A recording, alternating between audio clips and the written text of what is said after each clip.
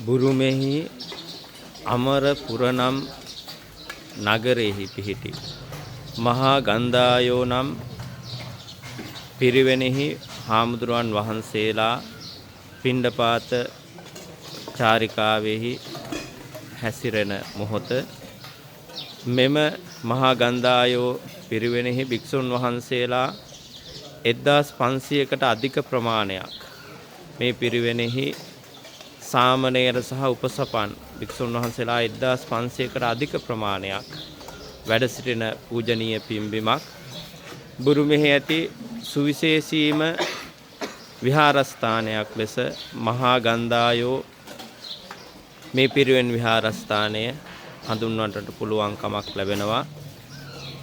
මෙහි සුවිශේෂත්වය නම් මෙහි සිටින සියලුම භික්ෂුන් වහන්සේලා උදෑසන 10 පමණ වන විට සියලුම භික්ෂුන් වහන්සේලා පිරිවෙන් අධ්‍යාපනය මදකට නතර කොට පිණ්ඩපාතේ පැමිණෙමින් දානය ලබා ගැනීමේ කටයුතු සිදු කරන මොහොත ඉතාමත් දුර්ලභ දසුණක් අපි කාටත් දැස්මානයේ දකින්නට ලැබෙන මොහොතක්.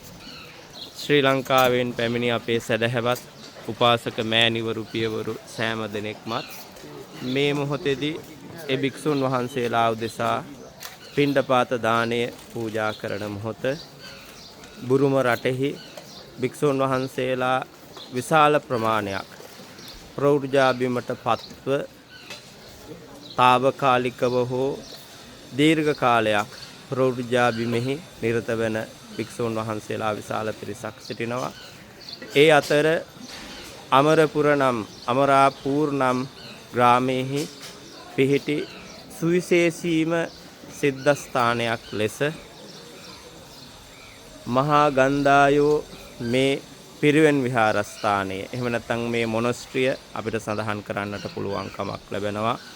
ඔබට දකින්නට පුළුවන් මේ දෙපස භික්ෂුන් වහන්සේලා 1500කට අධික ප්‍රමාණයක් පිණ්ඩපාතයේ දානය සඳහා වැඩමවන දුර්ලභ පින්වන්ත දසුණක් ඔබ කාටත් මේ මොහොතේදී දකින්නට පුළුවන් කමක් ලැබෙනවා. එක පසකින් සාමණේර භික්ෂුන් වහන්සේලාත් අනිත් පසෙන් උපසපන් භික්ෂුන් වහන්සේලාත් වැඩම කිරීම මේ මහා ගන්ධායෝ පිරිවෙන් විහාරස්ථානයේ තිබෙන සුවිශේෂීම කාරණාවක් ලෙස සඳහන් කරන්නට පුළුවන් කමක් ලැබෙනවා.